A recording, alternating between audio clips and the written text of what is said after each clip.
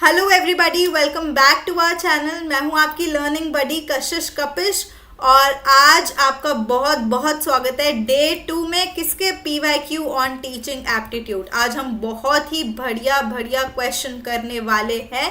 सो जल्दी से रेडी हो जाइए, अपने पेन पेपर उठा लीजिए, जो भी आपको करना है, एंड लेट्स स्टार्ट। सो आपकी स्क्रीन के ऊपर पहला क्वेश्चन है ये ऑन थ्योरीज। ठीक है, थ्योरी के ऊपर है, मैं पहले ही बता रही हूँ ये आपको। टीचिंग एप्टीट्यूड में जो हमने थ्योरीज पढ़ी है, सो ये क्वेश्चन क्या कह रहा है कि इनमें से हाईएस्ट टैक्सोनॉमिक कैटेगरी, मतलब कि उच्चतम कैटेगरी पे कौन सा कॉग्निटिव यानी कि संज्ञानात्मक, अफेक्टिव भावनात्मक, या साइकोमोटर या फिर क्रियानात्मक, इनमें से कौन सा है ये। ठीक है, सबसे उच्चतम वाला बताना है, किस किस का, कॉग्निटिव का, अफेक्टिव का एंड साइकोमोटर, तीनों का बताना है। ठीक है, सो एनालिसिस है यानी कि विश्लेषण है, इवैल्यूएशन मूल्यांकन है, अवेयरनेस है मतलब कि भाई हम अवेयर हैं कि नहीं है, कैरेक्टराइजेशन है उसका कि भाई हमें वो समझ में आ रहा है या नहीं आ रहा। सही है ना, कैरेक्टराइजेशन भी तो इम्पॉर्टेंट है ना, कि रस ग्रहण बेसिकली जिसे हम कहते हैं। ठीक है, कैरेक्टराइजेशन है या नेचुरलाइजेशन है, स्वाभाविक हो गया है हमारे लिए वो। सो जल्दी जल्दी बताइए कि क्या है, आप अपने आंसर्स दे सकते हैं कमेंट बॉक्स में एंड बाद में चेक कर सकते हैं जब मैं अभी बताऊंगी इसका बिल्कुल सही जवाब आप लोग को। अगर आपको कोई हिंट चाहिए तो ये है हमारी ब्लूम्स टैक्सोनॉमी का क्वेश्चन। ब्लूम्स टैक्सोनॉमी का क्वेश्चन है ये, बहुत बड़ा हिंट दिया मैंने आपको। एंड जिन भी लोगों ने सेकंड ऑप्शन को बोला सही, वेरी गुड, बिल्कुल सही जवाब है आपका BDE, evaluation, characterization and naturalization, यानी कि हमारा मूल्यांकन है किसके लिए, हमारा कॉग्निटिव जो हमारा ज्ञानात्मक होता है, या हम उसको संज्ञानात्मक भी बोलते हैं, अफेक्टिव यानी कि भावनात्मक, हमारा कैरेक्टराइजेशन जिसमें हम रस ग्रहण कर लेते हैं, हमारे कैरेक्टर में ही आ जाता है वो, रस ग्रहण को बोलते हैं उसे। साइकोमोटर यानी कि क्रियानात्मक डोमेन के अंदर, नेचुरलाइजेशन यानी कि सहजीकरण, स्वाभाविक आ जाना हमारे अंदर। ठीक है, सो ये हमारे B, D और E बिल्कुल सही जवाब है। सो ब्लूम जी क्या कहते हैं, उन्होंने डिग्री ऑफ सोफिस्टिकेशन बताए हमें। ठीक है, क्या बताए, उन्होंने बोला कि 3 टाइप से हमारे लर्निंग हमारी डिवाइड हो सकती है। किस किस डोमेन में उन्होंने बताया, 3 डोमेन बताए। पहला कॉग्निटिव यानी कि ज्ञानात्मक या संज्ञानात्मक, अफेक्टिव यानी कि भावनात्मक, और साइकोमोटर यानी कि क्रियानात्मक। ये 3 उन्होंने डोमेन बताए। ठीक है, मेटाकॉग्निटिव बाद में आके ऐड हुआ, ये भी हम देखेंगे, बट मेन 3 ही हैं, ज्ञानात्मक, कॉग्निटिव, अफेक्टिव एंड साइकोमोटर। ठीक है, कॉग्निटिव के अंदर उन्होंने क्या बोला कि सबसे पहले नॉलेज होती है। ठीक है, लो लेवल 3 लेवल में डिवाइड किया, नॉलेज, एप्लीकेशन और प्रॉब्लम सॉल्विंग। सबसे पहले हमें उस चीज़ की नॉलेज है नहीं है, हम उस नॉलेज को गेन करके उसे अप्लाई कर पा रहे हैं नहीं कर पा रहे हैं, एंड देन नेक्स्ट इज कि हम अब सेम जो हमने नॉलेज करी अप्लाई करके हम उससे अपनी प्रॉब्लम कोई और सिमिलर सिचुएशन में या डिफरेंट सिचुएशन में उसी चीज़ को अप्लाई करके अपनी प्रॉब्लम को सॉल्व कर पा रहे हैं नहीं कर पा रहे। सो जो प्रॉब्लम सॉल्विंग है वो हायर एंड पे जाएगा, एप्लीकेशन इंटरमीडिएट लेवल पे जाएगा, एंड जो लो लेवल पे जाएगा, सबसे जो नीचा वाला स्तर है उस पर नॉलेज जाएगा। ठीक है, सो इस क्वेश्चन में पूछा था कि सबसे उच्च वाले कौन से, उसके अंदर है हमारा इवैल्यूएशन जो कि मूल्यांकन है, नेचुरलाइजेशन सहजीकरण या स्वाभाविक आ जाना हमारे अंदर, या फिर कैरेक्टराइजेशन। ठीक है, रस ग्रहण भी हम इसे कह सकते हैं। और एक और क्वेश्चन भी आ सकता है इसके अंदर। अब इस बार एक बार आया कि भाई हाई लेवल वाले बताओ, अगली बार आ गया कि लो लेवल वाले बताओ, तो उसमें क्या आएंगे, नॉलेज से रिलेटेड, याद रखिएगा नॉलेज से रिलेटेड। तो वो क्या क्या होंगे, नॉलेज होगी, इमिटेशन मतलब कि हम पहले देख के, साइकोमोटर क्रिया से रिलेटेड है ना। सो क्रिया में हम जब कुछ करते हैं, अगर हम रोटी बनाना भी सीखते हैं तो हम सबसे पहले अपनी मम्मा को देखते हैं घर पे कि वो कैसे रोटी बनाती हैं। ठीक है, तो हम क्या करते हैं, उनको इमिटेट करने की कोशिश करते हैं, उनकी नकल करने की कोशिश करते हैं कि अच्छा वो ऐसे ऐसे हाथ चलाती है तो हम भी ऐसे ऐसे हाथ चलाएं। तो वो क्या है, इमिटेशन है, नकल करने का स्टेज है। क्रिया के लिए सबसे पहले हम सामने वाले को देखेंगे और सेम टू सेम वैसा करने का ट्राई करेंगे। फिर आता है रिसीविंग, अफेक्टिव। भावनात्मक में क्या आता है, सबसे पहले हम रिसीव करते हैं इन्फॉर्मेशन को, नॉलेज को, कोई भी हमारे को मिल रही है तो हम उसको क्या करेंगे, सबसे पहले रिसीव करेंगे, ठीक है। फिर नेक्स्ट आता है कॉम्प्रीहेंशन। कॉग्निटिव डोमेन में नॉलेज के बाद आता है कॉम्प्रीहेंशन। जो भी हमें नॉलेज मिली है ना, हम उसको कितना अंडरस्टैंड कर पा रहे हैं, उसको कितना कॉम्प्रीहेंड कर पा रहे हैं, वही है हमारा कॉम्प्रीहेंशन। दूसरी स्टेज मैंने आपको बताई एप्लीकेशन। क्या मैं इसे, जो मैंने नॉलेज गेन करी, मैं इसे कहीं और अप्लाई कर पा रही हूँ या नहीं अप्लाई कर पा रही, तो ये क्या है, हमारा एप्लीकेशन स्टेज है। फिर एनालिसिस। अब मैं क्या करूँगी, इसका एनालिसिस, उसको एनालाइज करूंगी कि क्या ये सही है, क्या ये सही नहीं है, उसका विश्लेषण होगा पूरा अच्छे से, ठीक है। सो विश्लेषण करना ही क्या है, एनालिसिस है। फिर उसके बाद एनालिसिस के बाद क्या करेंगे हम, सिंथेसिस। जो मैंने उसका विश्लेषण किया उसको भागों में बांट दिया। एनालिसिस में क्या करते हैं, बेसिकली हम कंपेयर करते हैं, दो या दो से ज़्यादा चीज़ों को हम आपस में कंपेयर कर रहे हैं, ठीक है। सिंथेसिस में क्या कर रहे हैं, हम जोड़ रहे हैं। जो मैंने कंपेयर करी, उससे जो रिजल्ट निकाला उसको मैं एक माइंड मैपिंग की तरह, जैसे आज हमने क्लास में जो पढ़ा था कि माइंड मैपिंग हुई है, सो उसकी तरह उसको हम सिंथेसिस करेंगे, इकट्ठा करेंगे उसको, और फिर उसका मूल्यांकन करेंगे सबसे एंड में। मूल्यांकन से क्या होगा, हम कुछ नया क्रिएट कर पाएंगे। इस मूल्यांकन के बाद हम कुछ नया क्रिएट कर पाएंगे, ठीक है। नेक्स्ट आता है साइकोमोटर, यानी कि क्रिया करके। सो सबसे पहले हम क्या करते हैं, उसमें इमिटेशन, नकल उतारते हैं। फिर क्या करते हैं, उसमें हम मैनिपुलेशन करते हैं, अपने हिसाब से उसको कार्य करते हैं, ठीक है। सो इमिटेशन इज देखना, फिर उस कार्य को एक्चुअल करना अपने हिसाब से, उसी को हम क्या कहते हैं, मैनिपुलेशन, ठीक है। नेक्स्ट आता है मैनिपुलेशन के बाद हमारा प्रिसीशन। अब मैं करती रहूंगी तो प्रिसीशन आ जाएगा ना मेरे अंदर कि हाँ भाई बिल्कुल एकदम बढ़िया प्रिसाइज तरीके से कर पा रहे हैं हम उसे। फिर आता है आर्टिक्यूलेशन। क्या मैं उसे दोबारा से कहीं रिप्रोड्यूस कर पा रही हूँ उस चीज़ को, क्या मैं दोबारा से किसी और को वो पढ़ा पा रही हूँ, क्या मैं दोबारा से वो चीज़ कर पा रही हूँ, हम इसको क्या बोलते हैं, आर्टिक्यूलेशन। इसको मैं आर्टिकुलेट कर पा रही हूँ, वापस से फिर से कर पा रही हूँ कि नहीं कर पा रही। एक बार तो सब्जी बढ़िया बन गई मैनिपुलेट करके, और क्या हर बार बढ़िया बना पा रही हूँ, नहीं बना पा रही, तो ये क्या है, आर्टिक्यूलेशन है। फिर आता है नेचुरलाइजेशन। अब मेरी आदत में ही आ गया है, ठीक है, स्वाभाविक ही हो गया है कि मैं ऐसे ही करती हूँ, मेरी तो दाल ऐसी ही बनती है और इतनी ही टेस्टी बनती है, क्योंकि मैंने उसे इतनी बार प्रैक्टिस किया है कि इतना प्रिसिशन आ गया है मेरे अंदर कि अब मेरी स्वाभाविक सहजता में ही आ गया है वो कि ऐसे ही करना है, ठीक है। सो ये है हमारा साइकोमोटर, यानी कि हमारे भावनात्मक उद्देश्य जो होते हैं, नहीं जो क्रियानात्मक होते हैं, सॉरी। फिर आता है हमारा अफेक्टिव डोमेन। अफेक्टिव डोमेन क्या होते हैं, जो हमारे भावनात्मक होते हैं, ठीक है, हमारी भावनाओं से जुड़े हुए होते हैं। है सबसे पहले रिसीव, हम सबसे पहले रिसीव करते हैं, अनुकरण करते हैं, ठीक है। फिर करते हैं रिस्पॉन्ड, यानी कि अनुक्रिया, हम उसको उसका जवाब देते हैं, अनुक्रिया करते हैं, है ना। रिस्पॉन्ड के बाद क्या करते हैं, हम वैल्यूइंग करते हैं, मतलब कि अनुमूल्यन उसका देखते हैं कि अच्छा ये ऐसे वैल्यू कर रहा है, ये तो उसने जो बोला वो इतने उसकी बात में इतना वजन था, आपस में देखते हैं, कंपेयर करते हैं, तो क्या है, अनुमूल्यन, वैल्यूइंग। फिर ऑर्गेनाइजेशन, अपने सारे आइडियाज जो हमने कंपेयर करे उनका संगठन करते हैं, क्या ये सिंथेसिस से मैच हो रहा है, जी हाँ ये सिंथेसिस से मैच हो रहा है। फिर हमने उसका कर लिया ऑर्गेनाइजेशन, उसके बाद वो हमारे कैरेक्टर में ही आ गया, हमने उसका रस ग्रहण कर लिया, अब वो हमारे कैरेक्टराइजेशन हो गया, उसको वो हमारे कैरेक्टर में ही आ गया है। आई होप ये आपको ब्लूम की टैक्सोनॉमी क्लियर हो गई होगी। अब मैं आपको दूसरी बताती हूँ, एक और तरीके से हम इसे पढ़ सकते हैं, कॉग्निटिव वाले डोमेन को। क्रिएट करना यानी कि सृजन करना, हमारी जो एग्जिस्टिंग इंफॉर्मेशन है उससे कुछ ना कुछ नया नया नया क्रिएट करना, डेवलप करनी नई चीज़ों को, उनको कंस्ट्रक्ट करना नई नई चीज़ों को। फिर हम उसे इवेल्युएट करते हैं, उसका मूल्यांकन करते हैं कि अच्छा ऐसे ऐसे हो रहा है, कि क्या क्या जज करते हैं उसके बेसिस पे, असेस करते हैं, उसे प्रायोरिटाइज करते हैं, रिकमेंड करते हैं। ये सब किसके अंदर आता है, हमारा इवैल्यूएशन, मूल्यांकन के अंदर आता है। फिर आता है एनालाइज, उसका विश्लेषण करते हैं, कंपेयर करते हैं, कंट्रास्ट करते हैं, उसको कैटेगरीज में बांटते हैं। नेक्स्ट आता है अप्लाई, उसको लागू करते हैं, प्रैक्टिस करते हैं, कैलकुलेट करते हैं, इम्प्लीमेंटेशन में लाते हैं बेसिकली उसे। फिर आता है अंडरस्टैंड, उसका मीनिंग हमें कितना समझ में आ रहा है, ठीक है, उसका रूट कॉज क्या है वो हमें समझ में आ रहा है नहीं आ रहा। फिर है रिमेंबर, याद, क्या हम वो याद करके वापस से रिपीट कर पा रहे हैं? जैसे कि मैंने बोला इमिटेट कर लिया, मैनिपुलेशन कर लिया, क्या मैं बार बार उसी चीज को आर्टिकुलेट कर पा रही हूँ? ठीक है, तो वो क्या है? रिमेंबर। आई होप ये आपको क्लियर हो गया होगा ब्लूम्स टैक्सोनॉमी में। अब आते हैं नेक्स्ट सेकंड क्वेश्चन जो आपकी स्क्रीन के ऊपर ये रहा।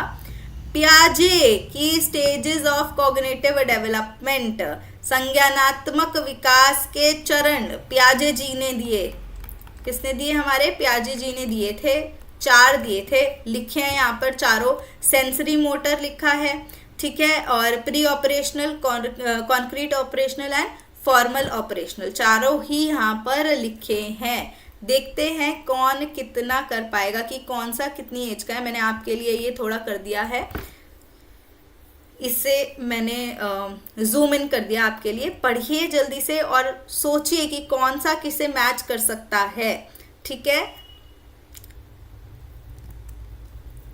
देखते हैं आज कौन सही जवाब देने वाला है। सो आप प्लीज जवाब अपने कमेंट बॉक्स में दीजिएगा, मैं देखूंगी आप सबके जवाब, ठीक है। सो इसका सही जवाब जो है, इसका सही जवाब है डी, यानी कि 4th ऑप्शन। सो 4th ऑप्शन क्या कहता है? सेंसरी मोटर जो है वो कौन सी एज है? 0 to 2 years तक होती है।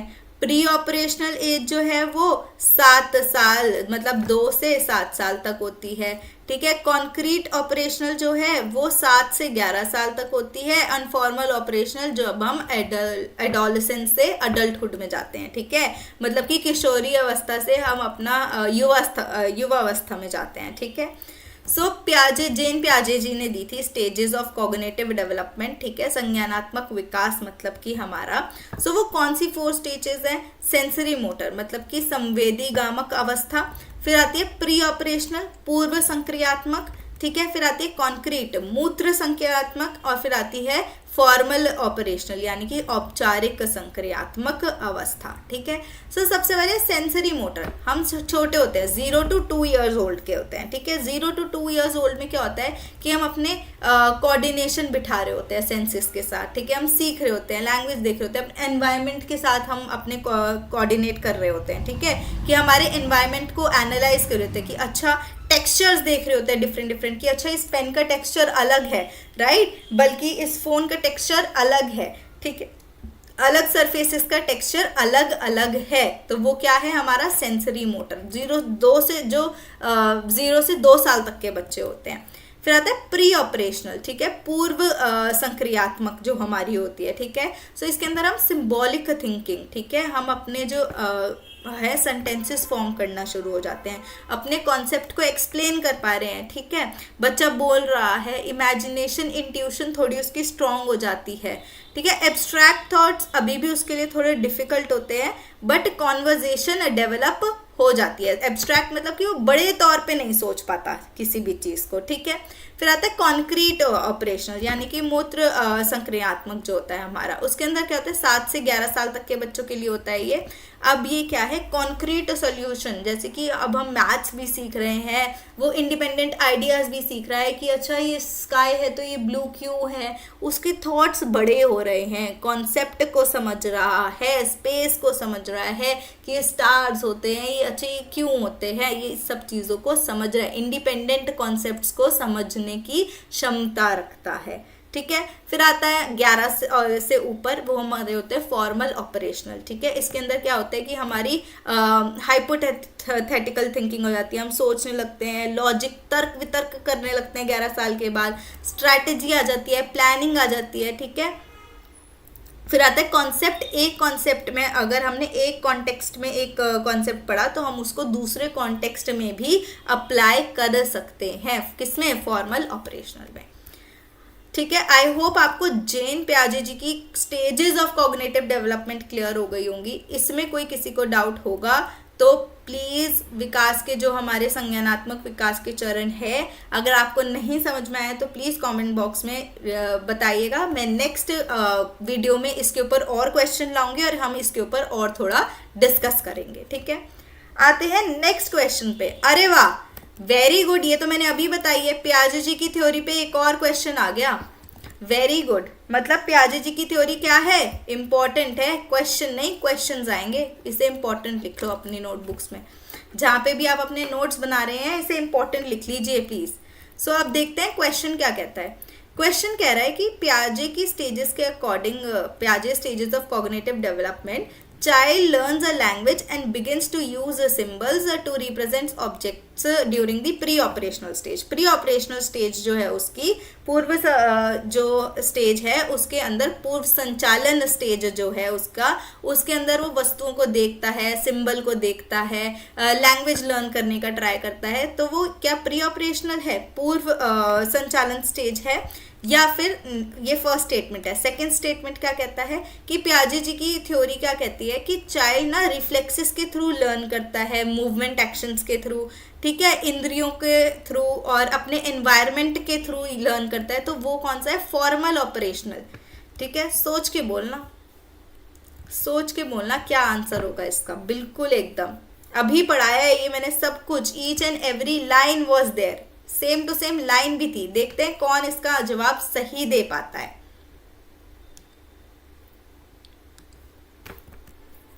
तो आइए देखते हैं इसका सही जवाब है, बिल्कुल जिसने 3 दिया है उसका जवाब बिल्कुल सही है कि ये तो हमारी पूर्व संचालन स्टेज होती है, बट ये हमारी फॉर्मल ऑपरेशन नहीं होती। ये कौन सी हमारी होती है, sensory motor, sensory motor stage होती है।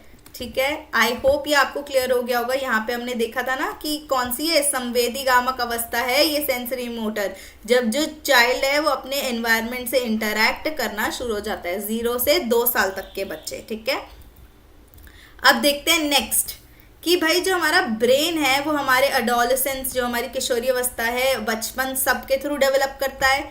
ठीक है, देखते हैं, दिमाग तो हमारा आज तक डेवलप करता है, अब बताना है आपको कि ये सही है कि नहीं है। नेक्स्ट स्टेटमेंट कहता है कि जो लॉजिकल और गोल ओरिएंटेड एक्शंस है ना वो हमारे सेंसरी मोटर पीरियड में हो जाते हैं, बिगिन हो जाते हैं, शुरुआत हो जाती है उनकी। ठीक है, ध्यान से पढ़ना और इसका जवाब दीजिएगा, बहुत ध्यान से पढ़ के इसका जवाब कमेंट बॉक्स में दीजिएगा।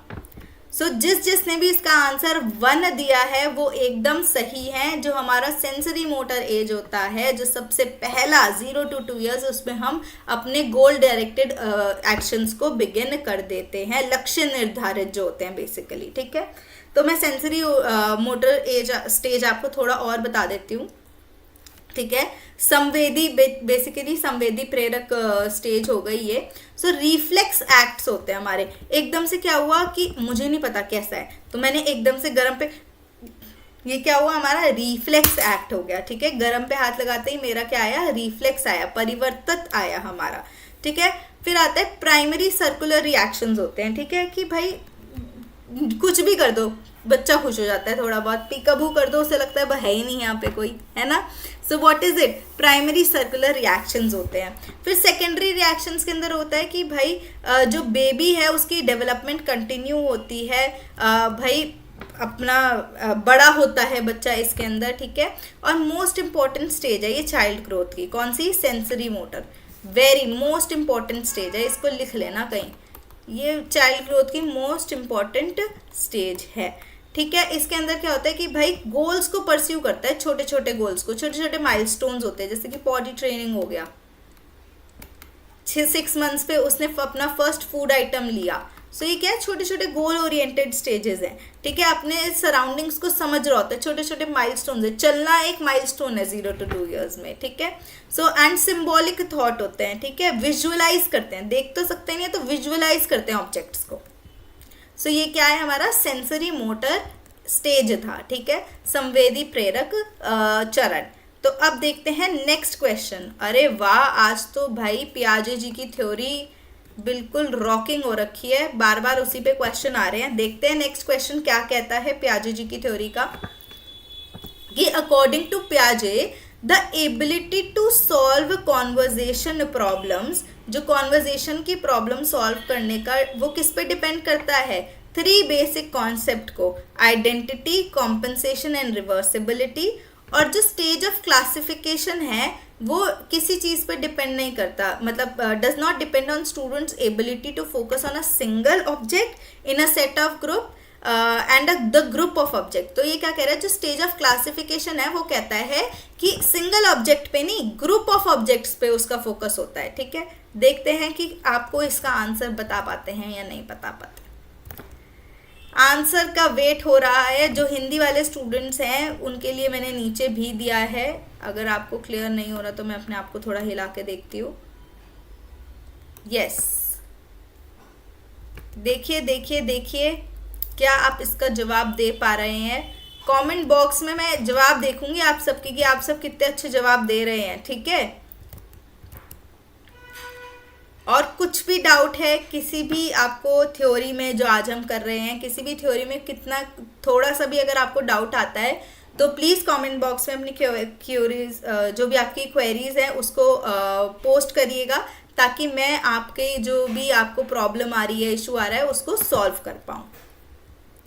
इसका आंसर देखते हैं। तो जिसने भी इसका आंसर थर्ड लिखा है वो एकदम सही है। जो हमारा पहला है वो एकदम सही है, बल्कि स्टेज ऑफ क्लासिफिकेशन तो इंडिविजुअल पे ही डिपेंड करता है, ग्रुप पे डिपेंड नहीं करता, ग्रुप पे डिपेंड नहीं करता। आई होप ये आपको क्लियर हो गया होगा। अब चलते हैं नेक्स्ट क्वेश्चन की तरफ। ठीक है, नेक्स्ट क्वेश्चन क्या कहता है कि according to Urie Bronfenbrenner's biological model of human development, micro system constitutes. हमारा माइक्रो सिस्टम, ये बहुत ही बड़ा बढ़िया वाला क्वेश्चन है। ये माइक्रो सिस्टम वाला ये बहुत ही इम्पॉर्टेंट और बहुत ही बढ़िया क्वेश्चन है। ये काफ़ी बार आ चुका है कि हमारे माइक्रो सिस्टम में कौन है, हमारे मैक्रो सिस्टम में कौन है। ये आपने पढ़ा था zones of proximal development last class में। कुछ कुछ जोन्स से ही रिलेटेड है, आपको हिंट दिया, कुछ कुछ जोन से ही रिलेटेड है ये। देखते हैं कौन इसका सही जवाब दे पाता है। इमीडिएट फैमिली, जो हमारे बिल्कुल पास की जो हमारी फैमिली हो गई, जो परिवार हो गया हमारा, स्कूल हो गया हमारा, हमारे बिलीव्स, हमारी जो आस्थाएं हैं वो, कस्टम्स, जो हमारे रीति रिवाज हैं, कस्टम्स आर रीति रिवाज, एंड नेबरहुड, हमारा जो आस पड़ोस है। ठीक है, तो इनमें से बताना है कि हमारे माइक्रो सिस्टम में कौन आते हैं। ठीक है,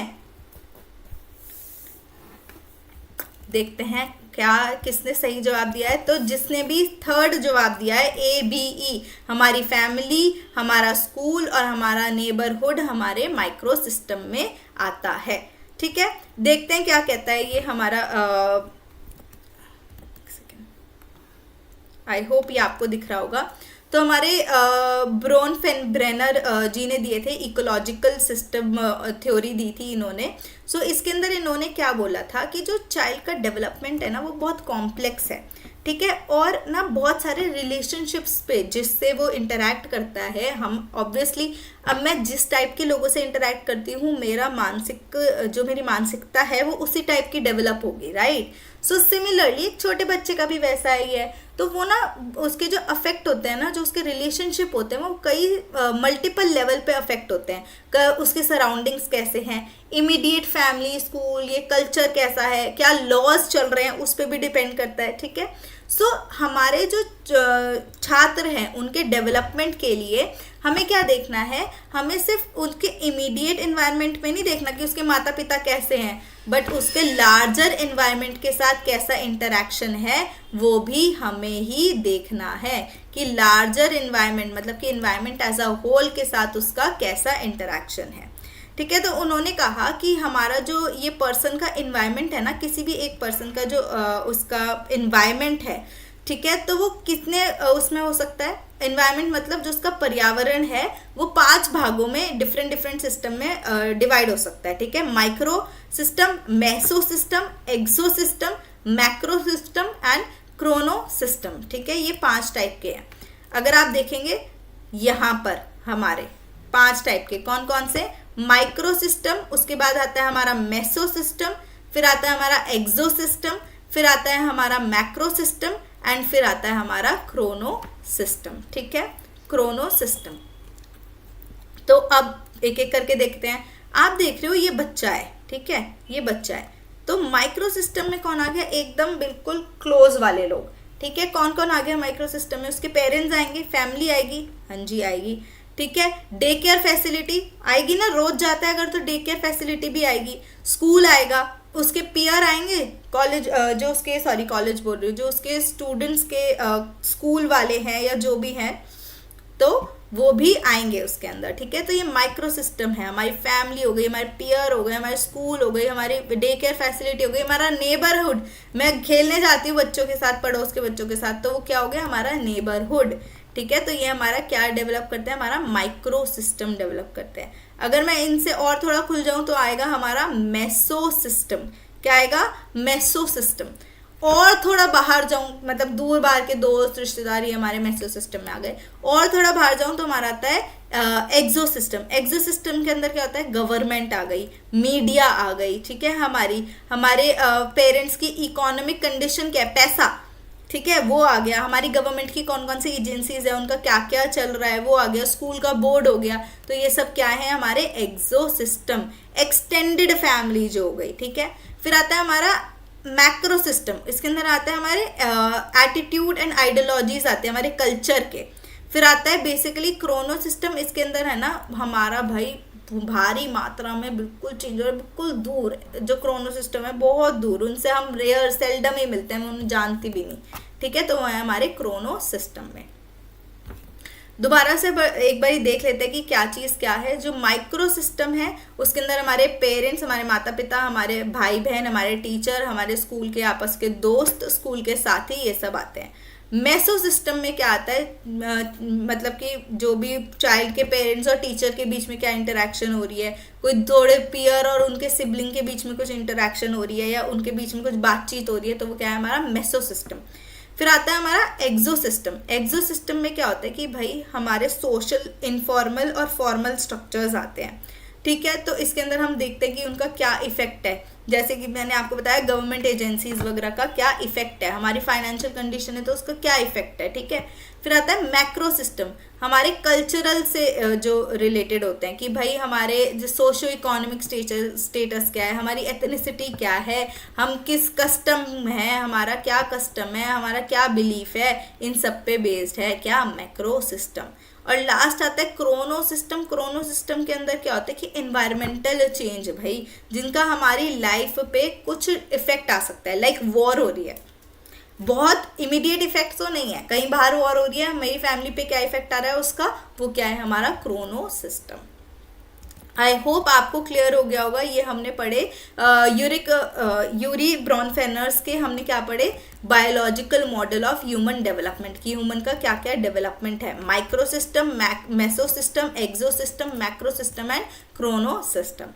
अब आता है हमारी नेक्स्ट, एरिक एरिक्सन की stages of psychological development. Again important Erik Erikson की, ठीक है। एक और भी है एरिक एरिक्सन की थ्योरी, तो ये भी इंपॉर्टेंट क्वेश्चन है, पढ़िएगा। इसके अंदर है basic trust versus basic mistrust, industry versus inferiority, intimacy versus isolation, generativity versus stagnation. मतलब कि भाई बेसिक ट्रस्ट है, विश्वास है या नहीं है, अविश्वास है। फिर आता है इंडस्ट्री, जो हमारी पूरी की पूरी इंडस्ट्री है, वर्सेस इंफीरियोरिटी, मतलब कि कम आंकना वाला, ठीक है। इंटीमेसी, आत्मीयता या फिर एकाकीपन, आइसोलेशन, ठीक है। जेनरेटिविटी मतलब कि उत्पादकता, या फिर वर्सेस स्टैग्नेशन, या कुछ नहीं हो रहा है, गति रोग हो गया है। फिर आ गया है इसके किससे रिलेटेड है, पेरेंटिंग से, लव से, स्कूल से या फीडिंग से। देखते हैं आप कौन कौन इसका सही जवाब दे सकते हैं। तो आइए देखते हैं इसका आंसर क्या है हमारा। जिसने भी इसका आंसर थर्ड दिया है, यानी कि बेसिक ट्रस्ट वर्सेस मिसट्रस्ट कब होता है, कौन से स्टेज पे होता है, हमारे स्कूल के स्टेज पे होता है, हाँ जी, ठीक है।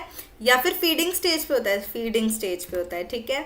फिर आता है इंडस्ट्री वर्सेस इंफीरियोरिटी, ठीक है, वो कौन सी स्टेज पे आता है, हमारी स्कूल की स्टेज पे आता है। इंटीमेसी वर्सेस आइसोलेशन, ये तो पता ही है हमें, कौन सा, लव रिलेशनशिप्स होता है, ठीक है। जेनरेटिविटी वर्सेस स्टैग्नेशन, ये हमारा पेरेंटिंग या मेंटरिंग स्टेज पे आता है, ठीक है। तो एरिक एरिक्सन ने कितने 8 चरण दिए हैं, 8 स्टेजेस दिए हैं आपने, ठीक है। ये आपकी स्क्रीन पे आप देख भी सकते हो कौन कौन से स्टेजेस दिए हैं। पहला स्टेज है ट्रस्ट वर्सेस मिसट्रस्ट। कौन से होते हैं, इन्फेंट, इन्फेंट एजेस में होता है, ठीक है, जब फीडिंग एज है बेसिकली, ठीक है।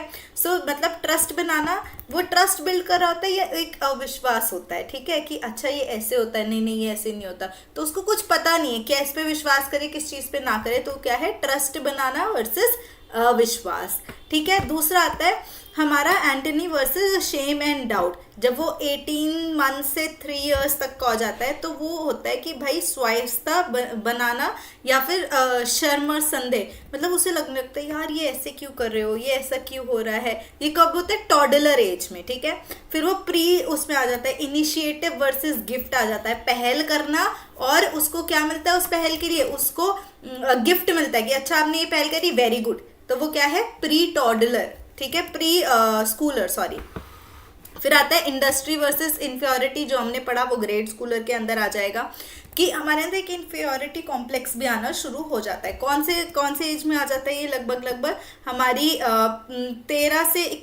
5 से 13 साल के इसमें। फिर आता है आइडेंटिटी वर्सेस रोल कंफ्यूजन, जब आप टीनेजर हो जाते हो, ठीक है, तो आपको क्या लगता है कि यार मेरे को ये बनना है, कैसे बनना है, अपनी पर्सनालिटी डेवलपमेंट की ओर लग जाते हो, तो वो क्या है हमारा आइडेंटिटी वर्सेस रोल कंफ्यूजन, कि हम अपने आप को एक आइडियल को पकड़ लेते हैं कि हम ये भी पसंद है ये भी पसंद है, तो हम उनकी तरफ जाने, तो हम अपना रोल के उस कंफ्यूजन में रहते हैं कि हम कैसे करें क्या करें, मतलब एक क्लियर नहीं हो पाता टीनेजर, है ना, कंफ्यूजन में रहता है। फिर आता है इंटीमेसी वर्सेस आइसोलेशन, की भाई इंटीमेसी यहाँ पे क्या है लव रिलेशनशिप से, कि भाई किसी के साथ हम लोग जुड़ पा रहे हैं लोगों से या नहीं जुड़ पा रहे, ठीक है, तो ये यंग एडल्ट्स में ज़्यादा होता है। फिर आता है मिडल एज एडल्ट, उनके अंदर आता है जेनरेटिविटी वर्सेस स्टैग्नेशन, कि अब हमारी क्या लाइफ ऐसे हो गई है, स्टैग्नेंट हो गई है, रोज रोज रोज रोज रोज रोज रोज रोज वही का वही हो रहा है। फिर आता है इंटेग्रिटी वर्सेस डिस्पेयर, ये किस में होता है ओल्डर उसमें होता है, ठीक है, उनके अंदर होता है कि सत्यनिष्ठा बनाना या फिर निराशा, अगर सत्यनिष्ठा नहीं मिली तो उन्हें निराशा होती है वो, ठीक है। आई होप ये आपको क्लियर हो गए होंगे एरिक एरिक्सन के, ठीक है। सो ट्रस्ट वर्सेस मिसट्रस्ट में क्या कहता है कि मैं क्या वर्ल्ड को ट्रस्ट कर सकता हूँ, ठीक है। इसके अंदर क्या कहता है कि जो बच्चा है वो एक डेवलप करता है सेंस ऑफ ट्रस्ट वर्ल्ड के अंदर, ठीक है, और इसका अनसक्सेसफुल आउटकम क्या है, अगर उसे नहीं मिला तो वो डिस्ट्रस्ट करने लगता है वर्ल्ड के ऊपर, ठीक है। फिर आता है autonomy versus shame and doubt, तो ये 2 से 4 साल के उसमें होता है, तो वो ये कहता है कि can I do things my self, क्या मैं खुद से कर सकता हूँ या मुझे दूसरों पे रिलाई होना है, ठीक है, तो इसके अंदर विल पावर इसमें लगती है, ठीक है।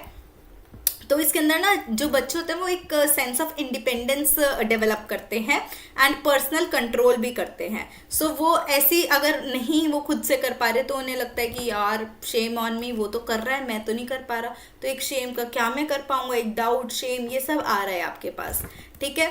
फिर आता है इनिशिएटिव वर्सेस गिल्ट, वो 4 से 5 साल के बच्चों में होता है। फिर आता है कि is it okay for me to do things, क्या मैं ये कर सकता हूँ। इसी स्टेज के अंदर गुड एंड बैड का भी आपको सिखाया जाता है, ठीक है, गुड एंड बैड का डिफरेंस भी आता है, पर्पस आता है, मोटिवेशन आता है, ठीक है। अगर नहीं हुआ, अगर कुछ बुरी चीज मुझे पता लगी कि जो मैंने करी वो चीज बुरी थी, तो क्या मेरे अंदर गिल्ट आएगा, जी हाँ मेरे अंदर गिल्ट डेवलप होने लग जाएगा।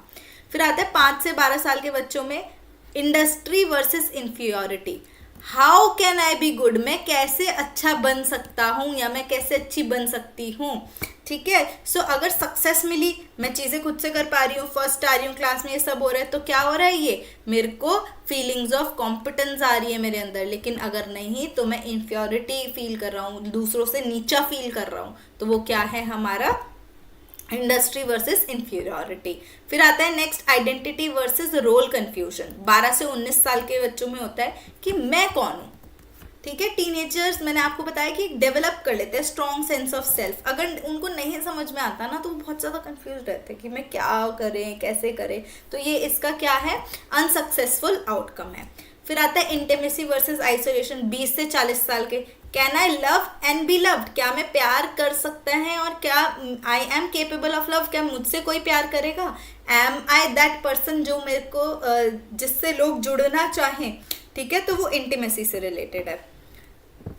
ये ज़रूरी नहीं है कि लास्टिंग लविंग इन लास्टिंग रिलेशनशिप्स की बात करिए तो ये लव रिलेशनशिप्स की बात ही है, ठीक है। तो इसके अंदर हमारे सारे कि हमारे पेरेंट्स के साथ, हमारे फ्रेंड्स के साथ कैसे रिलेशनशिप बिल्ड कर पा रहे हैं हम, वो भी इसके अंदर इंक्लूड होता है। I hope that is clear. Next is teens में merge from this stage and not sure who they are. अब उनको failure of this stage can lead to feelings of loneliness and isolation, कि मुझसे तो कोई प्यार ही नहीं करता है, I am very isolated, I am very lonely in this. Okay, next आता है जनरेटिविटी वर्सेस स्टैग्नेशन। मैंने बताया कि मैं वर्ल्ड को कैसे कंट्रीब्यूट कर सकता हूँ, क्या एक स्टैग्नेंट लाइफ तो नहीं चल रही मेरी, एक जैसी तो नहीं चल रही, मैं अनइन्वॉल्व तो नहीं हूँ अकम्पलिशमेंट्स में, ठीक है। सो ये अगर हम कंट्रीब्यूट करते हैं वर्ल्ड की तरफ तो हमारे अंदर एक अकम्पलिशमेंट आता है, जनरेटिविटी, कि भाई मैंने भी कुछ कंट्रीब्यूट किया। फिर आता है इंटेग्रिटी वर्सेस डिस्पेयर। ये 65 एंड अबव का होता है कि भाई मैंने जो जीवन जी लिया मेरे विजडम के बेसिस पे, क्या ये अच्छा था जीवन जो मैंने जिया। रिग्रेट्स भी आ जाते हैं अगर उन्होंने कुछ चीज़ नहीं करी होती, अगर वो अपने पीछे देखें, when old adults look back, तो उनको एक सेंस ऑफ सेटिस्फैक्शन मिलता है, ठीक है। अगर उनको वो सेंस ऑफ सेटिस्फैक्शन नहीं, वो कहते हैं ना, आपने देखी होगी 3 इडियट्स मूवी, कि किसी बेड पे पड़े हो तो ये ना सोचे हो कि काश उस समय वो कर लिया होता। सो अगर वो काश वाला आता है तो वो क्या होता है, डिस्पेयर, एक निराशाजनक जीवन का वो आता है, ठीक है। तो ये क्या है हमारा इंटेग्रिटी वर्सेस डिस्पेयर। अब आते हैं हम नेक्स्ट क्वेश्चन की ओर। सो नेक्स्ट क्वेश्चन कहता है कि इन विच लेवल ऑफ टीचिंग, इनमें से कौन सी लेवल ऑफ टीचिंग पे स्ट्रक्चरिंग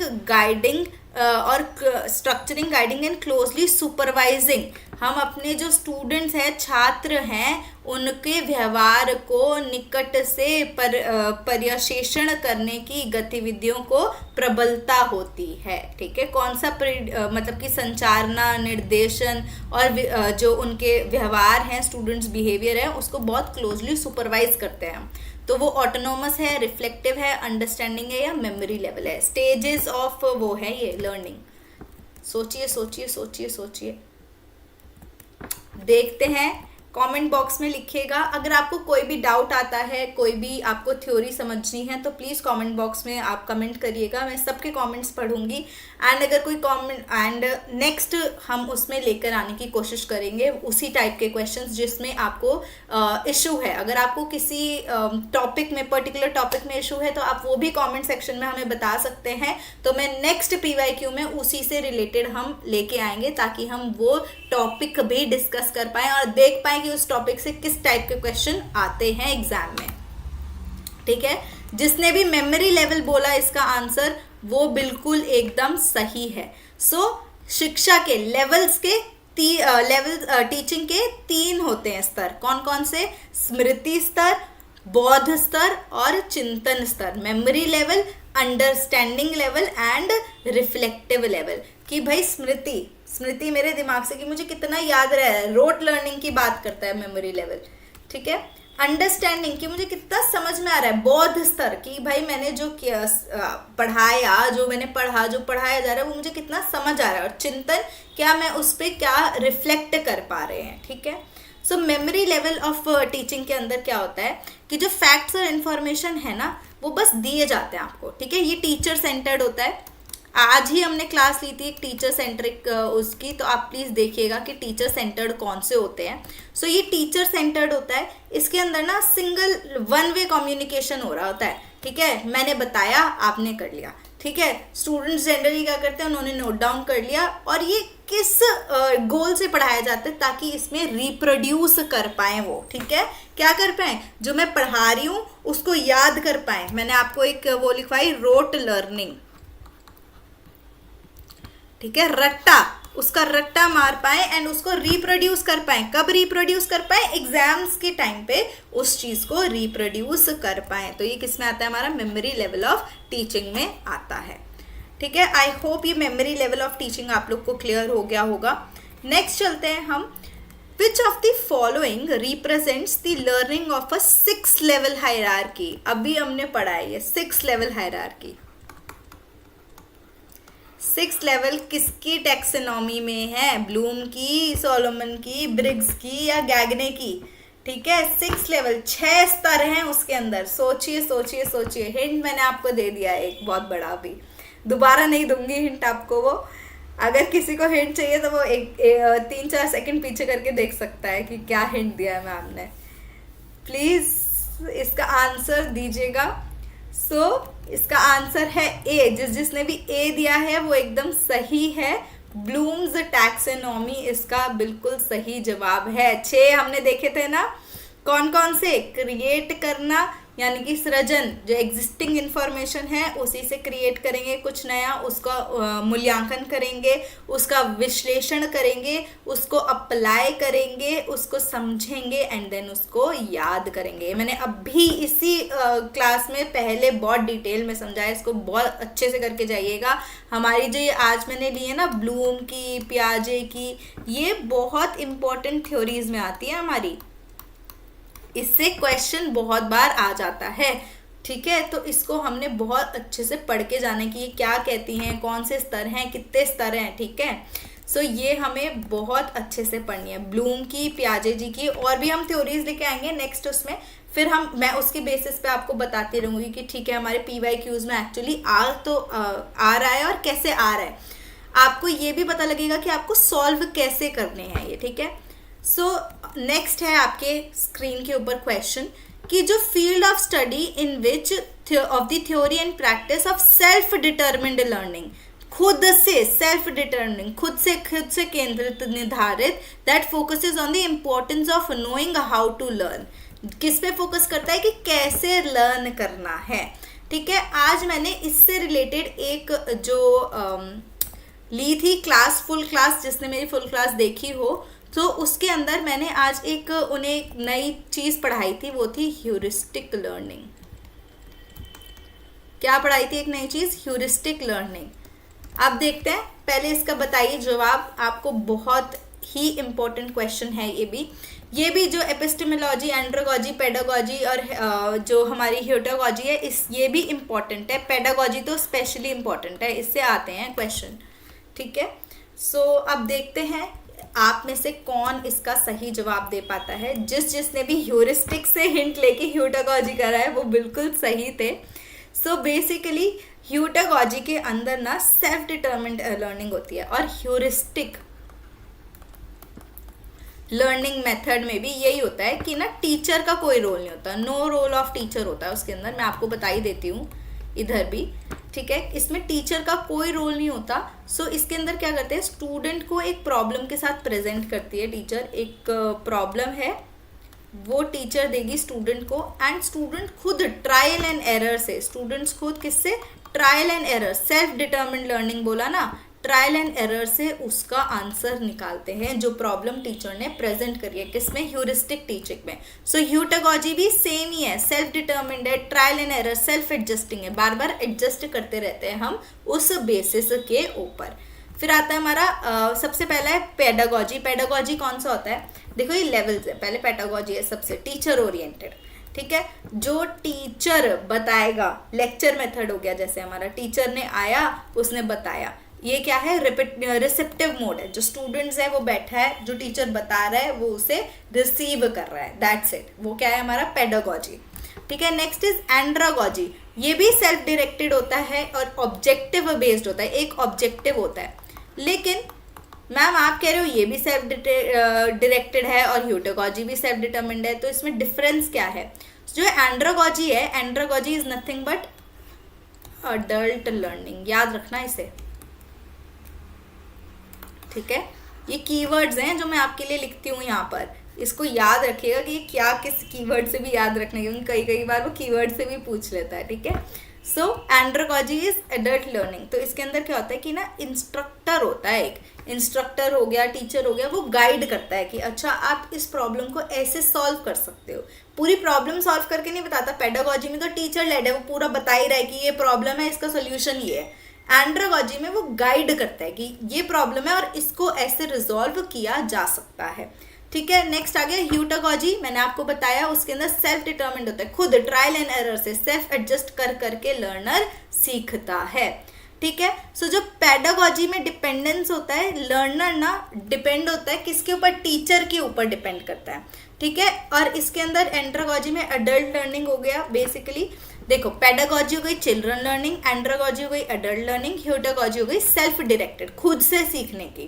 ठीक है। सो इसके अंदर किस पे होता है, सेल्फ डायरेक्शन तो होता है लेकिन इंडिपेंडेंट होते हैं, गाइड करता है टीचर। ठीक है, इसके अंदर बिल्कुल ही इंडिपेंडेंट होते हैं, no guide, no role of teacher होता है इसके अंदर। ठीक है। फिर आता है हमारा रिसोर्सेज फॉर लर्निंग। ठीक है, इसके अंदर फ्यू रिसोर्सेज होते हैं क्योंकि जो टीचर ने ट्रांसमिशन किया वही किया। इसके अंदर एडल्ट्स हैं तो उनके पास अपने खुद के ओन एक्सपीरियंसेस भी हैं और औरों के एक्सपीरियंसेस भी हैं, सो वो उसको भी यूज़ करते हैं एज अ रिसोर्स। ठीक है। ह्यूटागॉजी के अंदर कि कुछ टीचर हैं वो सम रिसोर्स देते हैं, बट टीचर बता रहे कि ये रिसोर्सेस हैं, बट लर्नर की मर्जी है वो करे ना करे, उसे यूज़ कैसे करे, कहाँ करना चाहिए, वो सब लर्नर के ऊपर डिपेंड करता है। ठीक है। फिर ये है रीजंस क्या हैं इनके लर्निंग के। सो इसमें है कि भाई वो नेक्स्ट स्टेज लर्निंग पे जा पाए, कि भाई नेक्स्ट स्टेज पे पहुंच पाए। अडल्ट लर्निंग कि भाई अपने एक्सपीरियंस से लेके नए नए चीज़ें को डेवलप करना सीखना उनसे। ठीक है। और ह्यूटागॉजी में वो खुद से प्रॉब्लम सॉल्विंग अप्रोच आती है उनके अंदर। ठीक है। इंक्वायरी बेस्ड लर्निंग हमने जो पढ़ी थी, ठीक है, इंक्वायरी बेस्ड लर्निंग के भी आती है इससे। फिर आता है कि इसमें फोकस ऑफ लर्निंग क्या है कि भाई सब्जेक्ट आना चाहिए, जो भाई सब्जेक्ट सेंटर्ड है, ये मैं पढ़ा रही हूँ, ये ऐसे ऐसे सॉल्व होता है, इसका मतलब ये है, तो ये क्या है, सब्जेक्ट सेंटर्ड है। और ये एंड्रागॉजी है जो अडल्ट लर्निंग है, ये प्रॉब्लम सॉल्विंग है। और ह्यूटागॉजी है, ये बियॉन्ड प्रॉब्लम सॉल्विंग है। ठीक है, ये प्रो एक्टिविटी है जो स्टूडेंट्स को हैंड्स ऑन एक्सपीरियंस देती है। क्या देती है, हैंड्स ऑन एक्सपीरियंस।